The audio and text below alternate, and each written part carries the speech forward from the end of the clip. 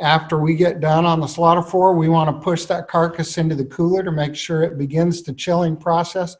I certainly would not want to disrupt that. But if that cooler is too cold, or if the wind speed is too high in there, we can cause that muscle to cool too quickly, contract, and therefore become less tender.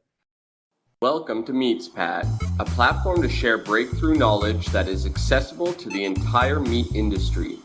Be ready to hear from meat specialists who will talk about numerous topics in meat science, including animal welfare, meat production, meat quality, and so much more.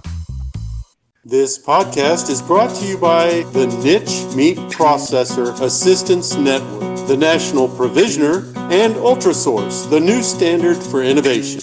Hello, meat folks! Welcome to the MeatsPad podcast again. My name is Francisco Najar. I am your host today.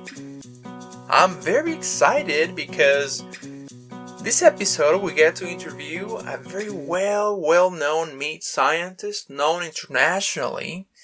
He's done a lot of work to help meat processors in all the topics related to meat quality.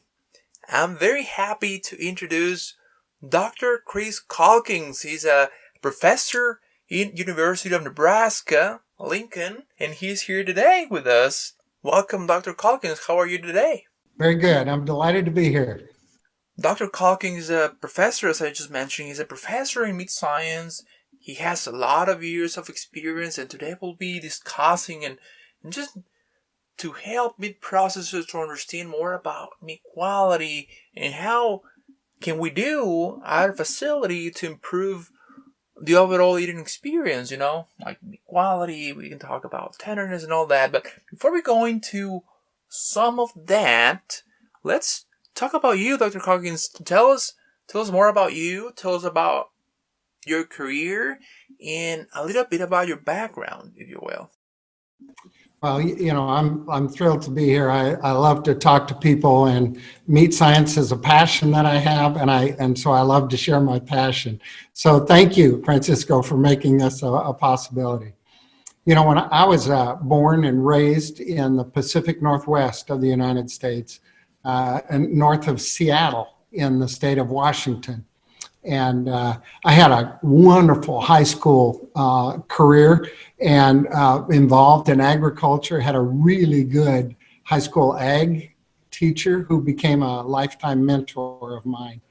And my senior year, I was really lucky. Through his mentorship, I was able to be elected president of the Washington State FFA.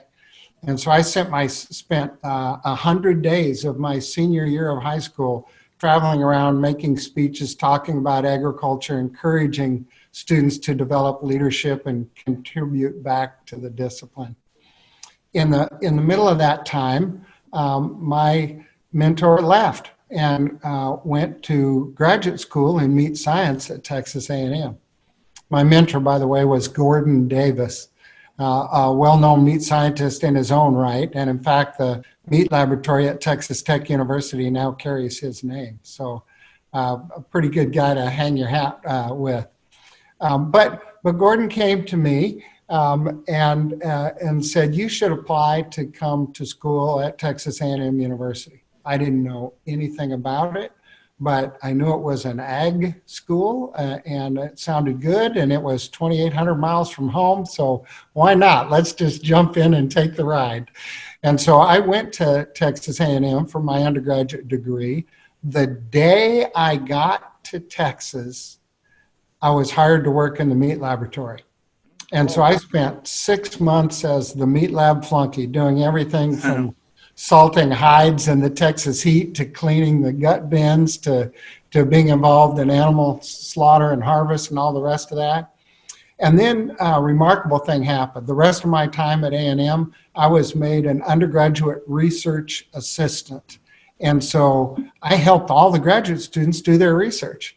And so by the time I got my bachelor's degree, I knew what graduate school was, and I was interested in making my own contribution and being involved. And so I went to graduate school, started at Colorado State University. My professor there took a job with USDA, so I moved to Tennessee got a master's degree at University of Tennessee in food technology and science, and then back to A&M for a Ph.D. And then when I graduated in 1981, 39 years ago, University of Nebraska had an awesome job. I wanted to go someplace where beef was king, where I could be involved in undergraduate and graduate education, where I could conduct a research program, have control of a meat chemistry laboratory and a meat sensory lab, and that's what Nebraska had to offer, all of those things. And so my wife and I came to Nebraska. She's from Texas, so I was a little nervous about going that far north, but we had an agreement. We would give it 2 years and see how it goes. And so, as I mentioned, it's been 39 years. It's been a wonderful career and a great opportunity. So I love the discipline, and that's how I got where I am now, Francisco. Yeah, thank you, Dr. Calkins, for sharing that. And I think a lot of us can relate to that in terms of going into a new place. Just an example, I have been here at K-State for almost 5 years, and you're away from home, right? So just finding new people, new place, and all that. But the ultimate goal is to further our education, to know more about meat science, and this is great. So I think we can start more about our conversation in terms of how can we help meat processors, especially those folks that might not have that technical knowledge when they're cutting meat or killing or harvesting beef or hogs.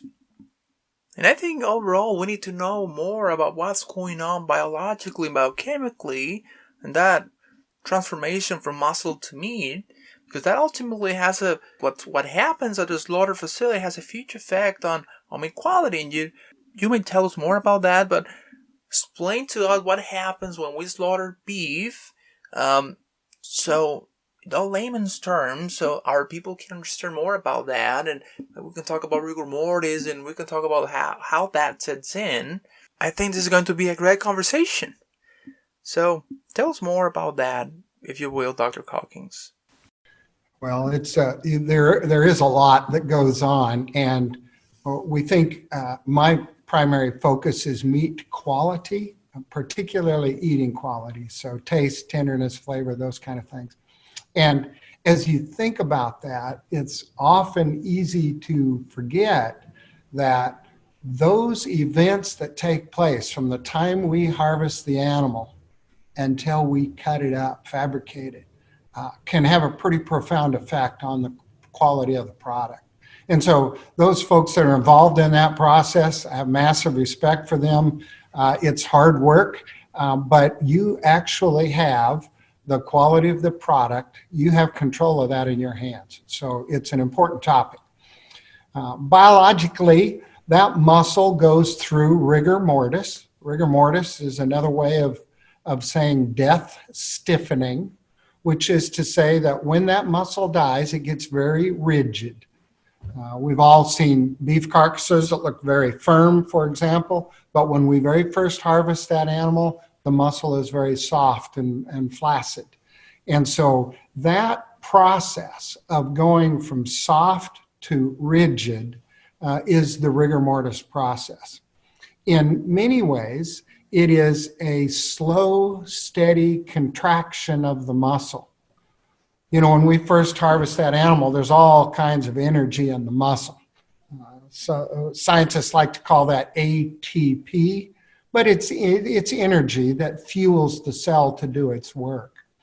And as long as we have that energy present, the muscle can stay soft and relaxed.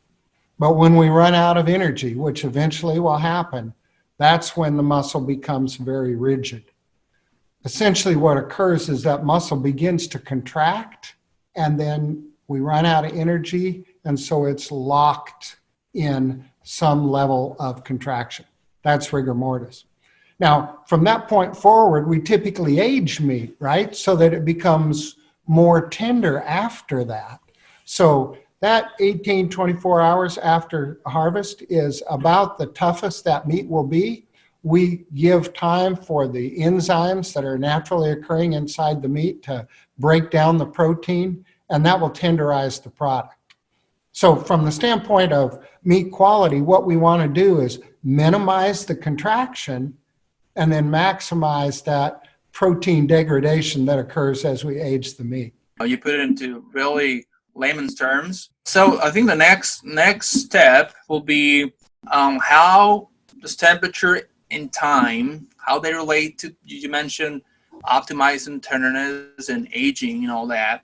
How does that affect tenderness? Right. So that's the first part of that has to do with the contraction side, right? And so when that muscle is going to rigor mortis and it's beginning that slow contraction, if we expose that muscle to extreme cold, it turns out we exaggerate the contraction. We get more contracted muscle.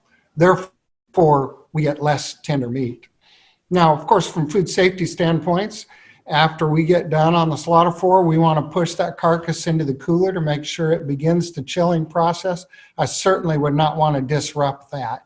But if that cooler is too cold, or if the wind speed is too high in there, we can cause that muscle to cool too quickly, contract, and therefore become less tender.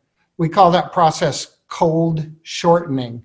And it's just that. As the meat gets cold, it begins to shorten. Now, there's some things we do during production to help minimize that problem. For one thing we do is that we put subcutaneous fat on the animal. It acts like a nice coat so that when we push that carcass in the cooler, it slows down that rate of chilling.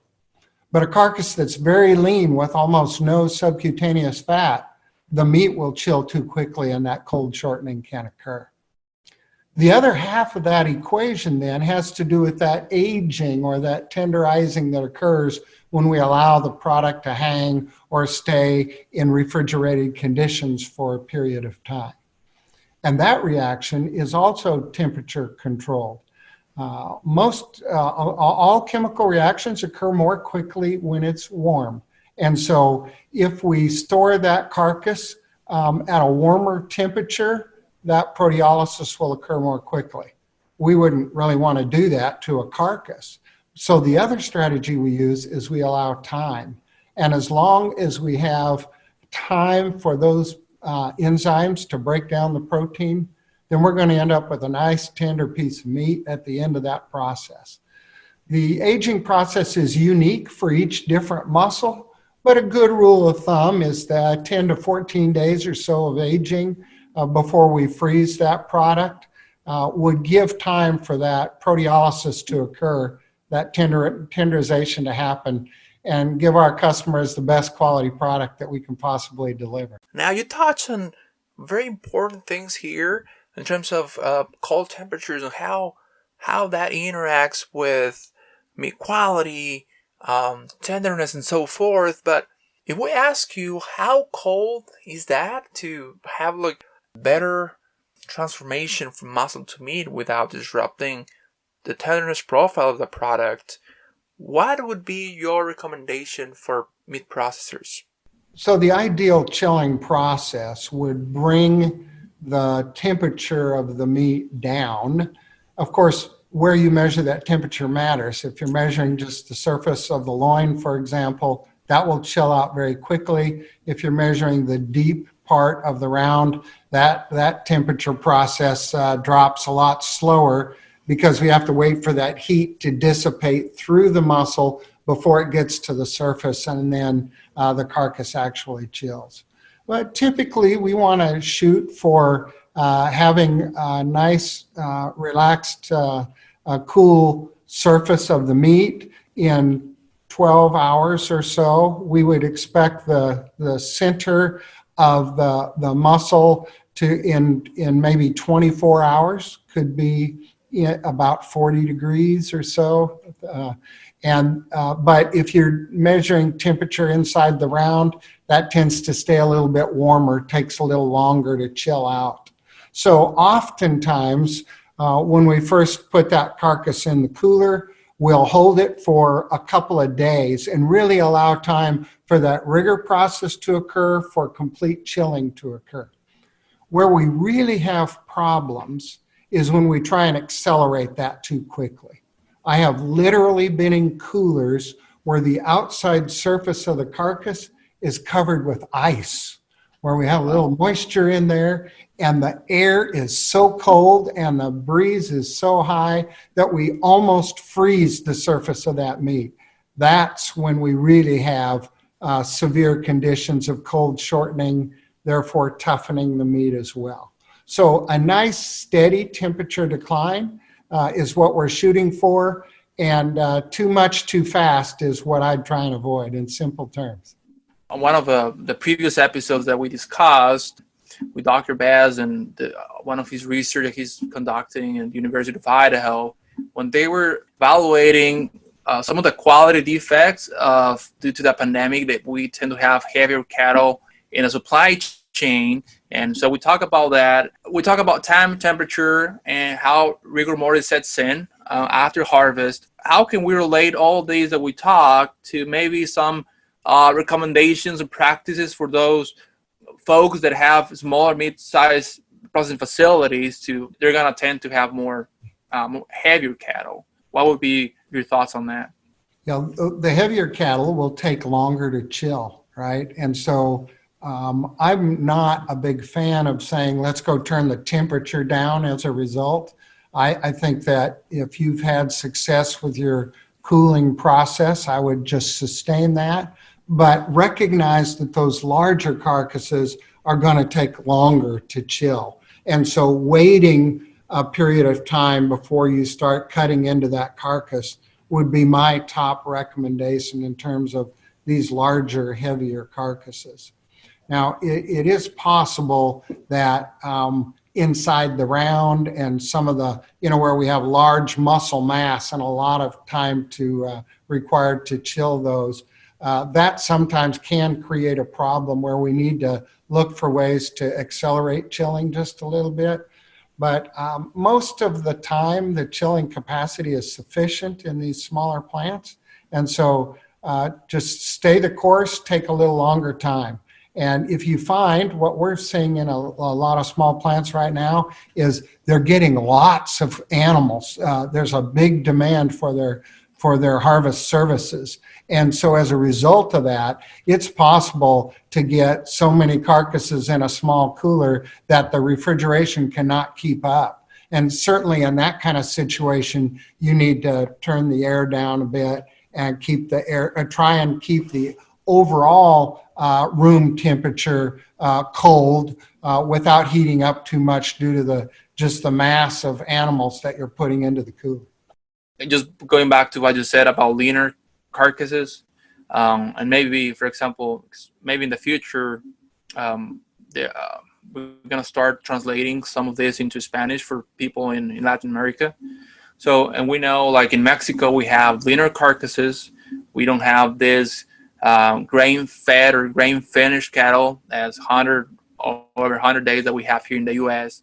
But for that specific market, do they have to have a different rate of chilling? That's a great question. For those people that are producing or dealing with animals that are very lean, then a more gentle chilling process is definitely called for. And we also see there are a few other strategies that you can use to optimize tenderness of those animals. Sometimes we see smaller plants will use the hip suspension, which will tend to stretch the muscles and minimize that contraction that takes place. So that tender stretch process offers some opportunities as well. I have been in some plants outside the U.S. where they actually separate the round so that it's opened up and therefore you get a little more uniform chilling. That's not a bad way for chilling, but we recognize whenever you start removing carcass connections, it allows those muscles to shorten. So you have to be a little strategic in how you do that. But certainly I would say if you routinely deal with animals that only have a few millimeters of fat, then you could probably slow down the chilling rate just a little bit. And the idea is that I would still shoot and expect that after about 24 hours that you have the rigor process complete. The pH has reached its ultimate level, and that the muscle is firm and solid. And in those cases, you're fine.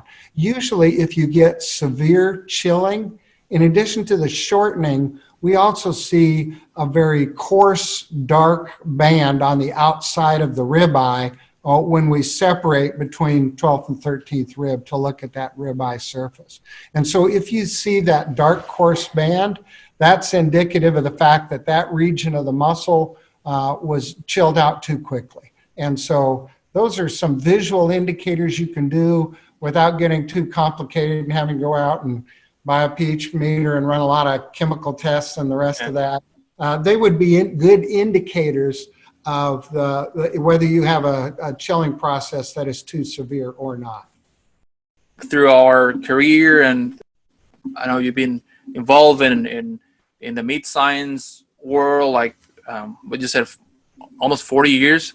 So you have a lot of experience, and you've been through a lot of situations. So our audience can get to know you a little bit better. Do you have any experience that you maybe in the lab or maybe in a plant or something that you'll learn from it to just say, hey, went through this, I became a better professional?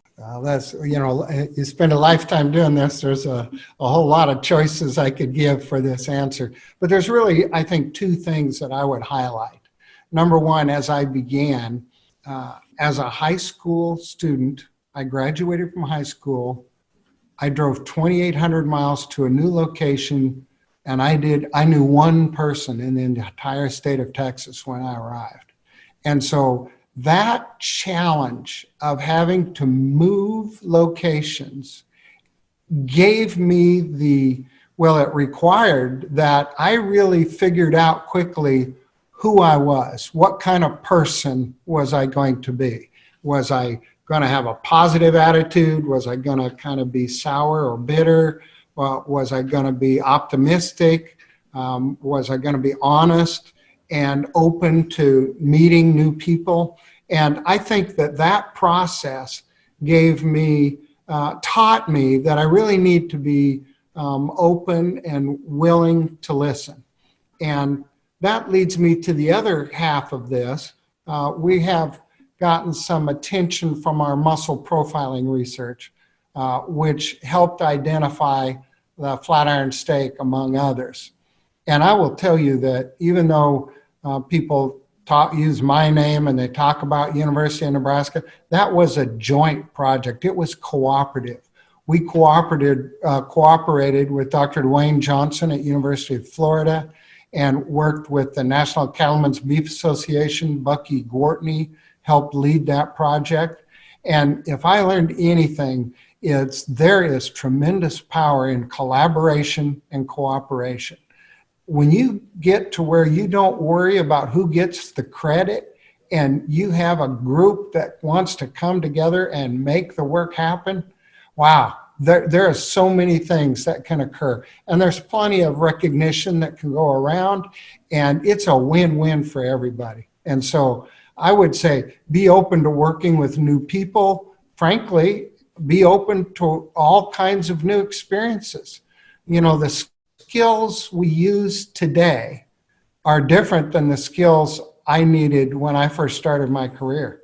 Things keep changing, right? And so be open to adding new tools to your toolbox, because you never know which one of those you're going to need as the next phase of your life moves forward. So I wish everybody the best. This has been great fun, and I really appreciate the opportunity to visit with you today. Thank you. Thank you for advice, and I hope other grad students and other people that listen to this, hopefully they can listen to your words and really we can relate to that, as you said. New experiences, don't be afraid of new things. And I think, thank you, Dr. Calkins, for the opportunity. Again, we appreciate your time, and I hope to see you maybe next time. Very good. Thanks again. All right, with that, we end this episode. Thank you a lot for listening, and be ready to hear from more meat specialists in the following episodes. We will have more discussions about hot topics in the meat industry. Please subscribe to our website at www.meatspad.com, and you will receive a welcome email, and you will also be receiving notifications on the new episodes that we're releasing. Thank you again. Stay tuned and see you the next time.